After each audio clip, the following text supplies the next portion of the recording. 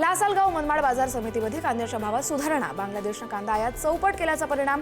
लाल कांद्याला 2300 तर उन्हाळी कांद्याला 2200 प्रति क्विंटल इतका भाव।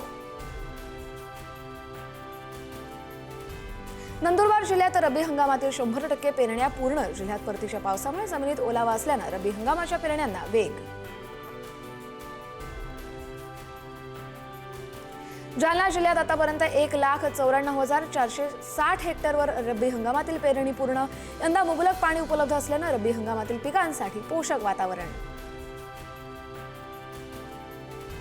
जालन्याच्या वडीगोद्री परिसरात बदलत्या हवामानामुळे ऊस पिकावर करपा रोगाचा प्रादुर्भाव। ऊसाची वाढ खुंटल्यानं शेतकरी चिंतेत।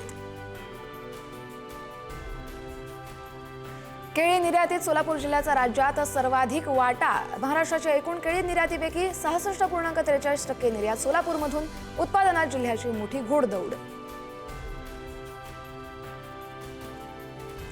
भंडाराच्या मथाडी इथल्या शेतकऱ्यानं कमावला केळी पिकातून 4 लाखांचा नफा। 2 लाखांच्या खर्चातून 6 लाखांचं उत्पन्न अपेक्षित। छत्रपती संभाजीनगर जिल्ह्यातल्या मोसंबी उत्पादक शेतकरी आर्थिक संकटात। मोसंबीला 10 वर्षातील सगळ्यात कमी भाव। मोसंबीला प्रति किलो 3 ते 5 रुपये इतकाच भाव।